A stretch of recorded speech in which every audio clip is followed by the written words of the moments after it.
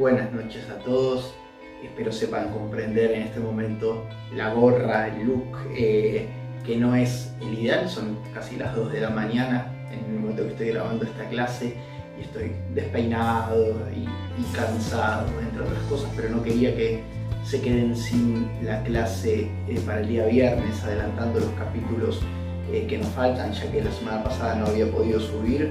Y se generó esa confusión de qué capítulo sí, capítulo no. Entonces, bueno, quería que podamos por lo menos avanzar un poquito. Estamos en la página 65, ¿sí? Que es el capítulo de la historia de Germán, ¿no? El padre de Marina, cómo Germán había conocido a este muchacho Kim Salvat, que supuestamente era el padre biológico, ¿no? Pero él le dijo que de ninguna manera, ¿no? Le aclara. Y al igual que Germán, era un artista muy reconocido, un pintor muy reconocido, y va a ser su maestro. ¿Sí? Ahí a esa mitad del capítulo nos quedamos, en página 65, tengo yo, no sé qué tendrán ustedes. Luego que dice Germán se quedó a convivir con Kim Salvat, ¿sí?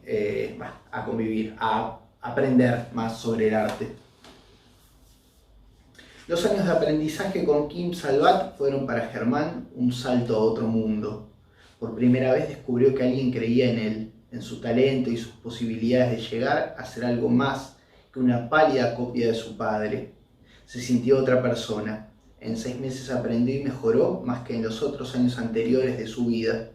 Salvat era un hombre extravagante y generoso, amante de las exquisiteces del mundo. Solo pintaba de noche y aunque no era bien parecido, el único parecido que tenía era con un oso, se le podía considerar un auténtico rompecorazones, dotado de un extraño poder de seducción que manejaba casi mejor que el pincel.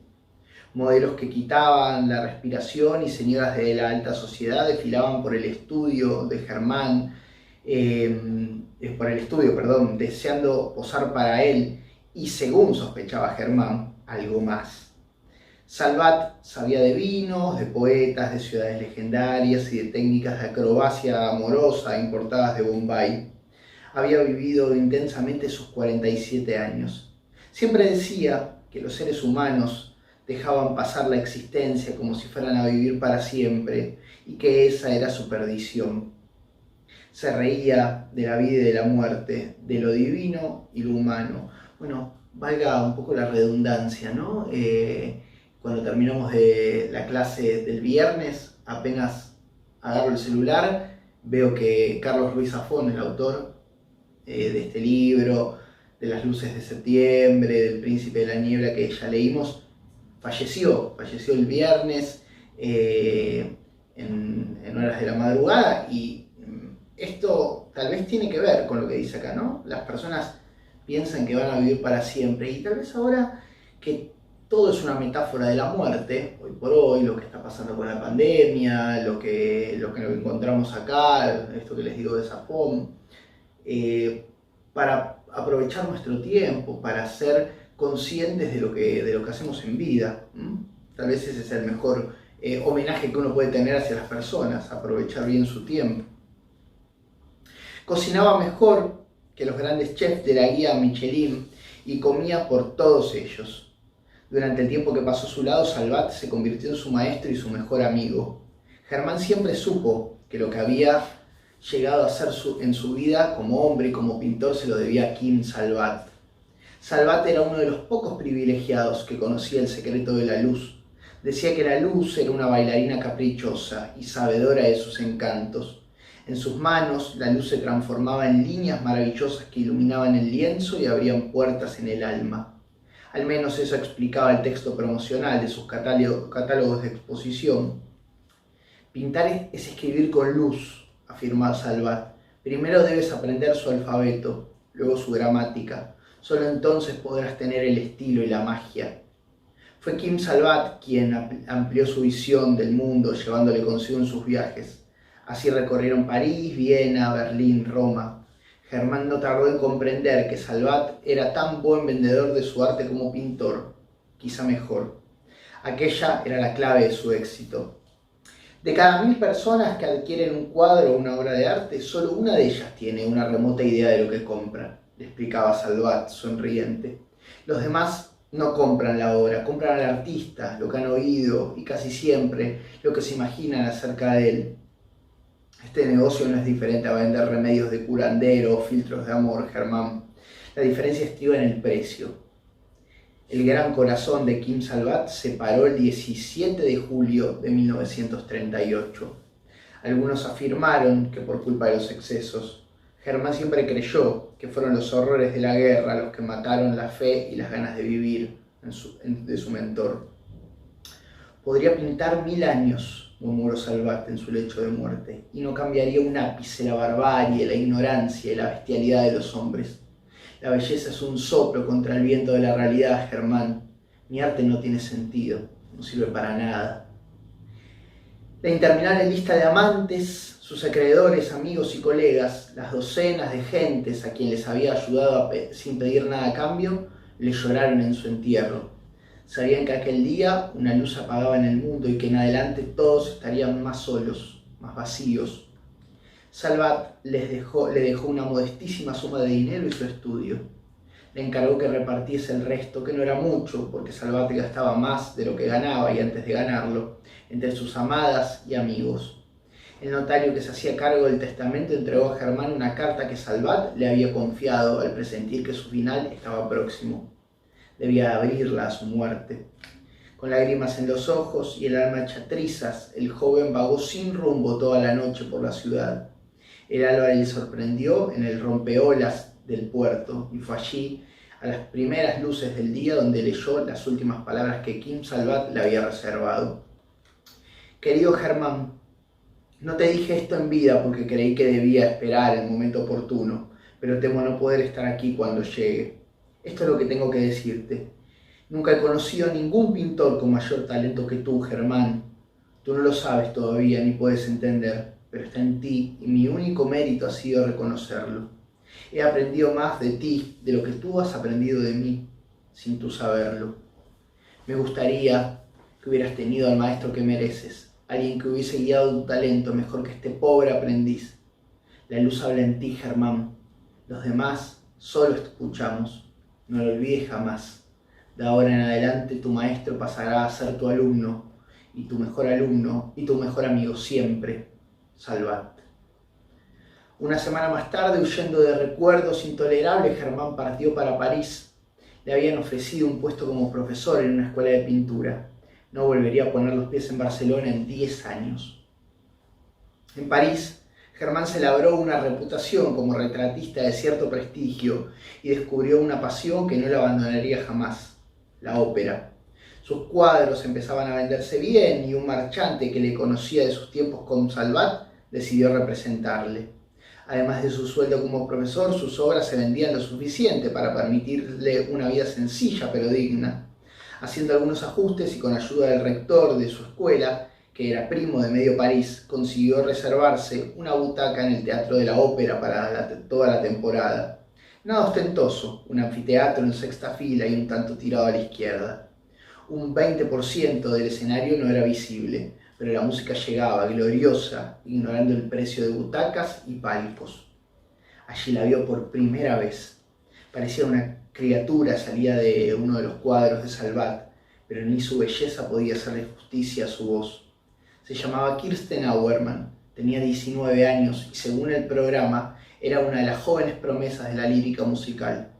Aquella misma noche se la presentaron en la recepción que la compañía organizaba tras la función.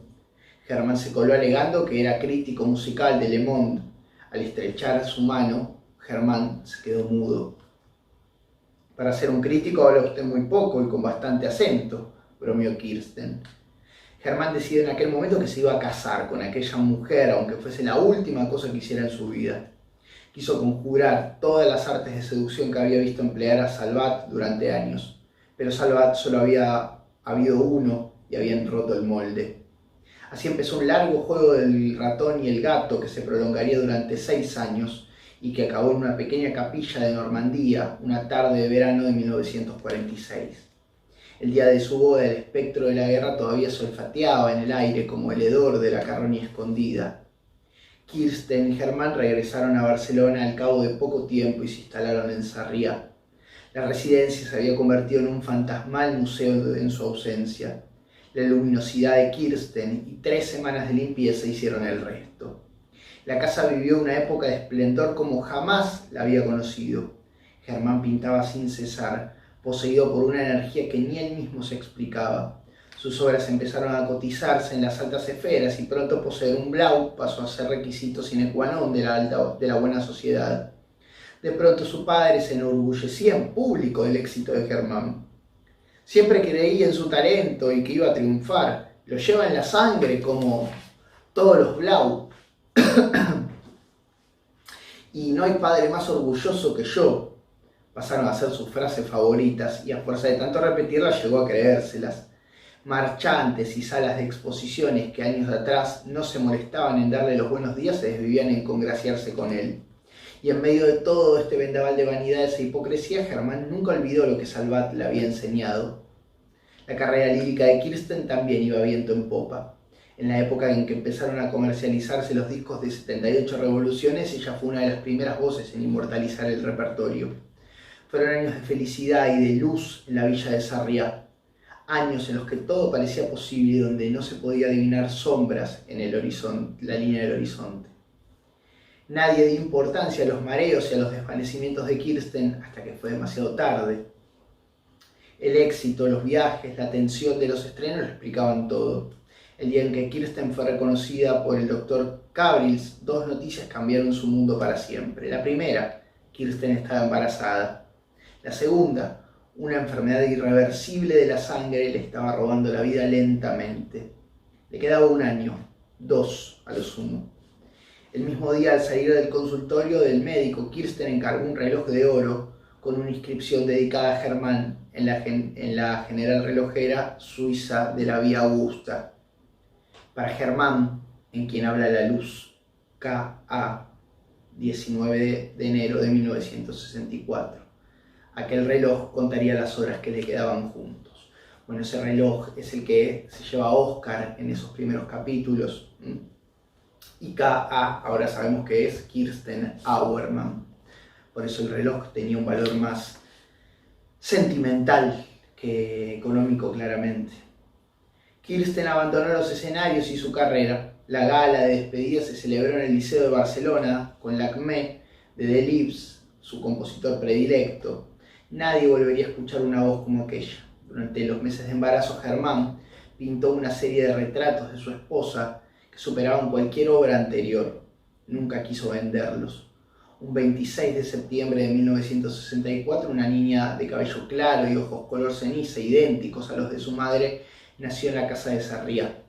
Se llamaba Marina y llevaría siempre en su rostro la imagen y la luminosidad de su madre.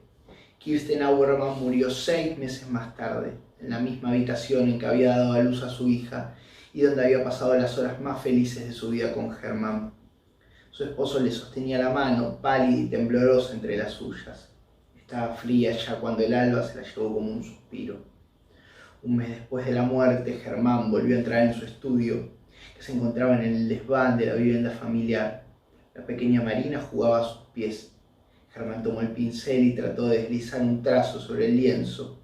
Los ojos se le llenaron de lágrimas y el pincel se le cayó de las manos. Germán Blau nunca volvió a pintar. La luz en su interior se había callado para siempre. Bueno, es un capítulo, un final fuerte. Yo creo que tiene mucho que ver con el contexto que nos rodea. Es decir, ahora todos nos ponemos un poquito más tristes, ¿no? Todo tiene una interpretación diferente. La vida y la muerte tienen una interpretación diferente. La libertad y el encierro tienen una interpretación diferente. Cualquier actividad que hagamos y que nos hacía felices tiene una interpretación diferente. Entonces, tal vez cuando nos encontramos con esto y entendemos que es en un contexto de guerra civil, cuando murió Salvat, por ejemplo, lo que él nombra, nos hace pensar en qué mundo queremos vivir, ¿no? Si queremos vivir en un mundo de gente que no le importa la muerte del otro, si queremos vivir en un mundo que atropella y solamente le importa el dinero. Es para pensarlo, es para pensarlo. Bueno, vamos a continuar desde ahí, ¿sí? Desde el capítulo 9, el día viernes, o sea, mañana cuando ustedes ya estén viendo esta clase. Les mando un saludo y hasta mañana.